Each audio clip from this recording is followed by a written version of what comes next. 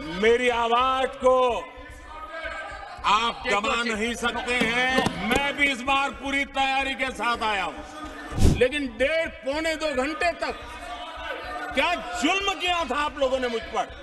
हर जगह जहां बैठो वहां निराशा निराशा निराशा फैलाने का जो खेल चल रहा है और सच्चाई को नकार करके हो रहा है, वो न खुद का भला कर पाएंगे न देश का भला कर पाएंगे। लेकिन एक बात खुशी की रही, उन्होंने जो 400 सीट एनडीए के लिए आशीर्वाद दिया था, आपके आशीर्वाद मेरे सर आंखों पर, अब आपको आशीर्वाद वापिस लेना तो ले सकते हैं। खड़गे जी ने सिनेमा का एक गाना सुना होगा, ऐसा मौका फिर कहां मिलेगा।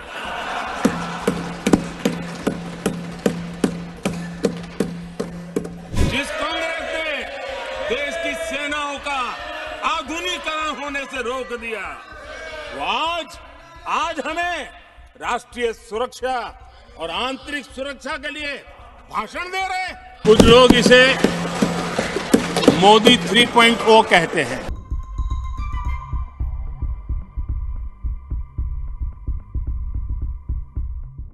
कांग्रेस ने कहा कि हमने पीएसयू बेच दिए, पीएसयू डुबो दिए, बाती की बातें यहां सुन और वरिष्ठ लोगों के मुंह से सुन रहा था। याद कीजिए, बीएसएनएल, एमटीएनएल को बर्बाद करने वाले कौन थे?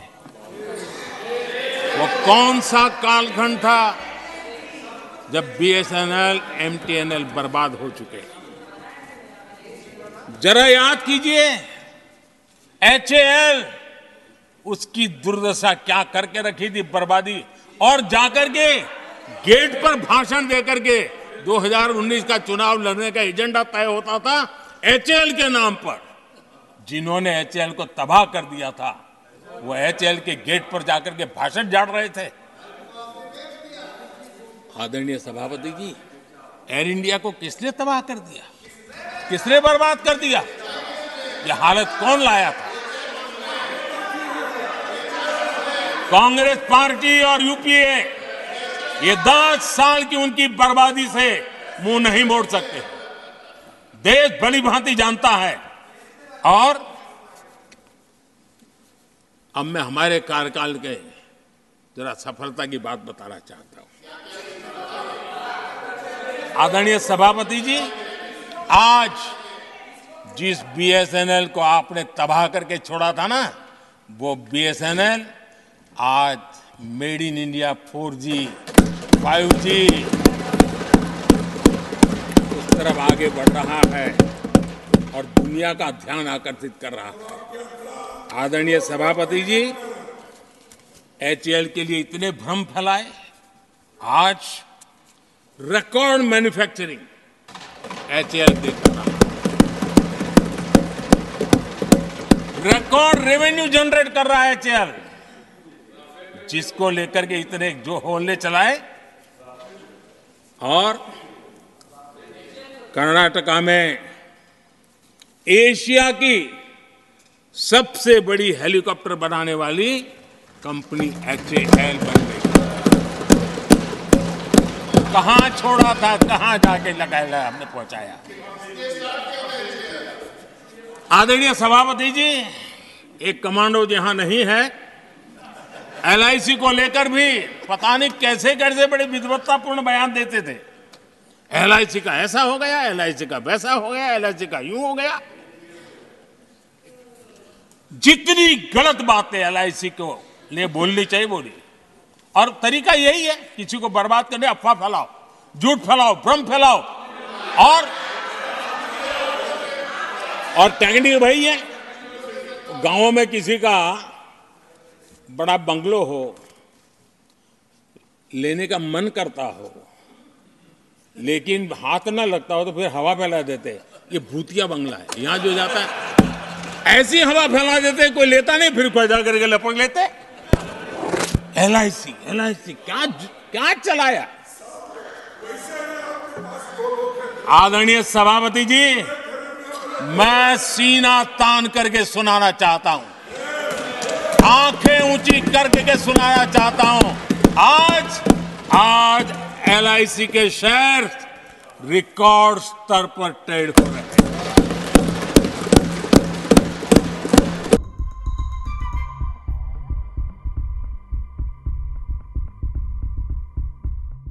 और मैं आदरपूर्वक नेहरू जी को इन दिनों ज्यादा याद करता हूं, क्योंकि हमारे साथियों की अपेक्षा रहती है कि जरा उनको तो बोलो, कुछ तो बोल रहा थे। अब देखिए, एक बार नेहरू जी ने एक चिट्ठी लिखी थी और ये चिट्ठी मुख्यमंत्रियों को लिखी थी। मैं उसका अनुवाद पढ़ रहा हूं। उन्होंने लिखा था, ये देश के प्रधानमंत्री पंडित नेहरू जी द्वारा उस समय के देश के मुख्यमंत्रियों को लिखी गई चिट्ठी है, ऑन रिकॉर्ड है। मैं अनुवाद पढ़ता हूं। मैं किसी भी आरक्षण को पसंद नहीं करता और खासकर नौकरी में आरक्षण तो कतई नहीं। मैं ऐसे किसी भी कदम के खिलाफ हूं जो अकुशलता को बढ़ावा दे, जो दोयम दर्जे की तरफ ले जाए। ये पंडित नेहरू ने मुख्यमंत्रियों को लिखी हुई चिट्ठी है।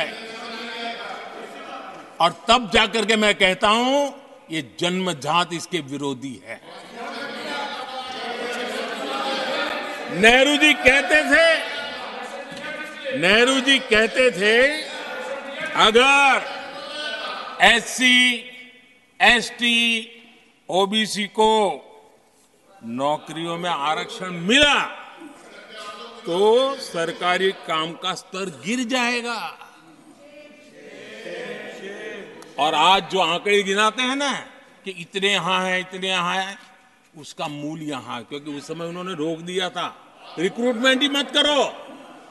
अगर उस समय सरकार में भर्ती हुई होती और वो प्रमोशन करते करते आगे बढ़ते तो आज यहां पर पहुंचते।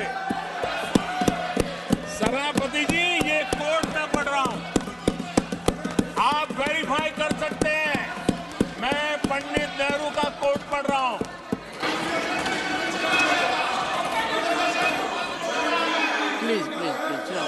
और आदरणीय सभापति जी, leader of opposition was heard in rapt attention. Are you setting this example? Leader of opposition, आदरणीय सभापति जी, please sit down, sit down. आप तो जानते हैं, नेहरू जी ने जो कहा वो कांग्रेस के लिए हमेशा से पत्थर की लकीर होता है। नेहरू जी ने कहा, मतलब पत्थर की लकीर उनके लिए। दिखावे के लिए आप कुछ भी कहें, लेकिन आपकी सोच ऐसे कई उदाहरणों से सिद्ध होती है।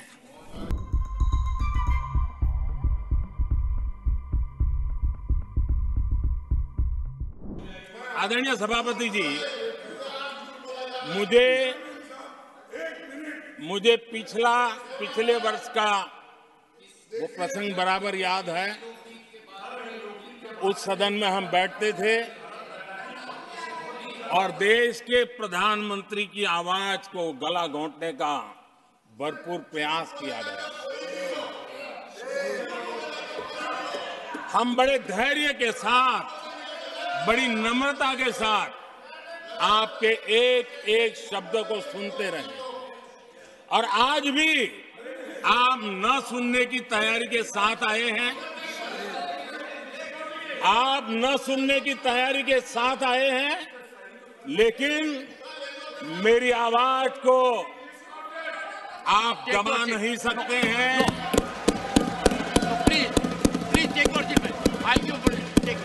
देश की जनता ने इस आवाज को ताकत दी हुई है। देश की जनता के आशीर्वाद से आवाज निकल रही है। और इसलिए आपने पिछली बार, मैं भी इस बार पूरी तैयारी के साथ आया हूं। मैंने सोचा था कि उस वक्त कि शायद आप जैसे व्यक्ति सदन में आए हैं तो मर्यादाओं का पालन करेंगे, लेकिन 1.5-2 घंटे तक क्या जुल्म किया था आप लोगों ने मुझ पर, और उसके बाद भी मैंने एक भी शब्दों की मर्यादाएं तोड़ी नहीं। जिस कांग्रेस ने देश की बहुत बड़ी जमीन दुश्मनों के हवाले कर दी, जिस कांग्रेस ने देश की सेनाओं का आधुनिकीकरण होने से रोक दिया, वो आज हमें राष्ट्रीय सुरक्षा और आंतरिक सुरक्षा के लिए भाषण दे रहे। जिस कांग्रेस ने आजादी के बाद से ही कंफ्यूज रही, उनको उद्योग जरूरी है कि खेती जरूरी है, उसी कंफ्यूजन में गुजारा किया। जो कांग्रेस तय नहीं कर पाई कि नेशनलाइजेशन करना है कि प्राइवेटाइजेशन करना है, उलझती रही। जो कांग्रेस 10 वर्ष में 12 नंबर से 11 नंबर पर आर्थिक व्यवस्था ले आ पाई, 10 साल में 12 से 11 नंबर, और आप 12 से 11 आने में बहुत मेहनत नहीं पड़ती है।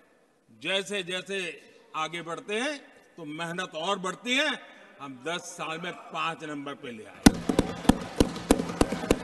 लेकिन एक बात खुशी की रही, उन्होंने जो 400 सीट एनडीए के लिए आशीर्वाद दिया था,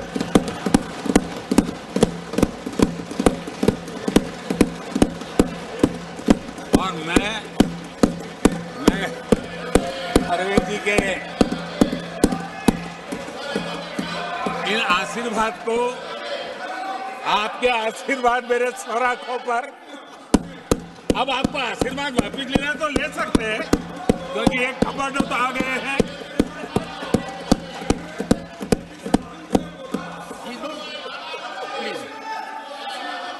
मुझे प्रसन्नता इस बात की थी कि माननीय खड़गे जी काफी लंबा और बड़ी इम्तिहान वजह से शांति से बोल रहे थे, समय भी काफी लिया था। तो मैं सोच रहा था कि आजादी मिली कैसे, इतना सारा बोलने की आजादी मिली कैसे। तो मैं सोच तो रहा था, लेकिन बाद में मेरे ध्यान में आया कि 2 स्पेशल कमांडर जो रहते ना उस दिन नहीं थे, और आजकल नहीं रहते वो, और इसलिए बहुत भरपूर फायदा स्वतंत्रता का आदरणीय खड़गे जी ने उठाया।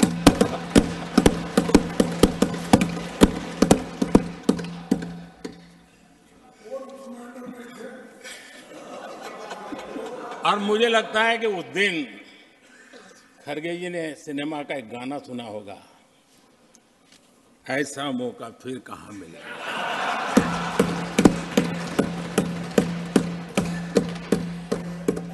और खड़गे जी भी एम्पायर नहीं है, कमांडोज नहीं है, तो चौके छक्के मारने में मजा आ रहा था उनको।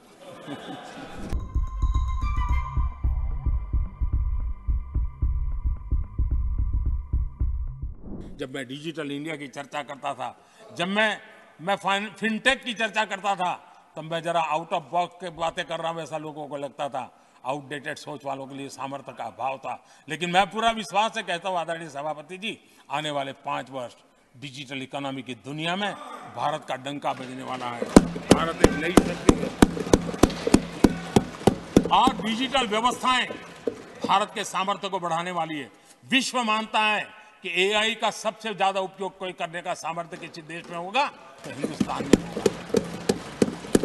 लेटेस्ट से लेटेस्ट टेक्नोलॉजी का उपयोग मेरा देश करेगा। आदरणीय सभापति जी, स्पेस की दुनिया में भारत का नाम रोशन हो रहा है। हमारे वैज्ञानिकों का पराक्रम नजर आने वाला, और आने वाले 5 साल का जो कार्यक्रम है ना, मैं आज उसको शब्दों में बयान नहीं करना चाहता हूं, लेकिन विश्व को अचंभित करने की दिशा में हमारे वैज्ञानिक स्पेस की दुनिया में भारत को ले जाएंगे, ये मेरा पक्का विश्वास है।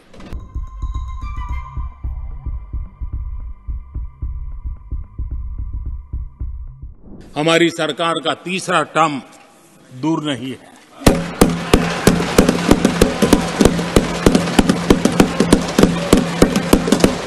कुछ लोग इसे मोदी 3.0 कहते हैं। मोदी 3.0 विकसित भारत की नींव को मजबूत करने के लिए पूरी शक्ति लगा देंगे। मोदी की गारंटी का दौर है। नए भारत की भोर आउट ऑफ वारंटी चल रही दुकानें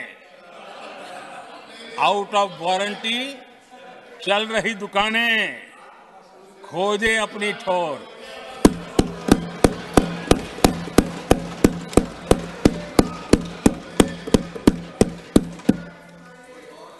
आदरणीय सभापति जी,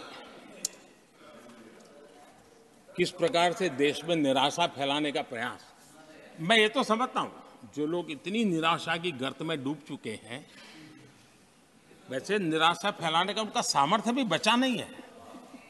वो भी सामर्थ्य नहीं बचा। आशा का तो संचार कर ही नहीं सकते। जो खुद निराशा में डूबे उनसे आशा है। लेकिन देश में हर जगह जहां बैठो वहां निराशा फैलाने का जो खेल चल रहा है और सच्चाई को नकार करके हो रहा है, वो न खुद का भला कर पाएंगे न देश का भला कर पाएंगे। आने वाले 5 साल आप देख रहा, कोई भी इंटरनेशनल खेल की कंपटीशन ऐसी नहीं होगी जिसमें भारत का झंडे हर जगह बढ़ना था। मैं देखने वाला हूं 5 साल खेल जगत के अंदर दुनिया में भारत के युवा की शक्ति की पहचान देने।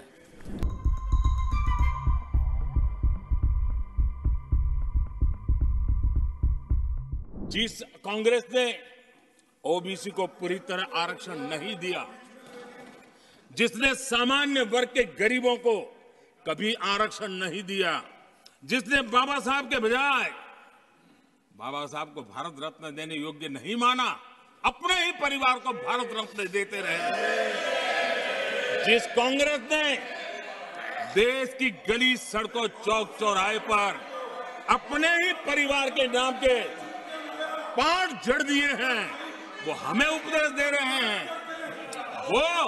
वो हमें सामाजिक न्याय के पाठ पढ़ा रहे हैं। आदरणीय सभापति जी, जिस कांग्रेस के अपने नेता की कोई गारंटी नहीं है, अपनी नीति की कोई गारंटी नहीं है, वो मोदी की गारंटी पर सवाल उठा रहे हैं।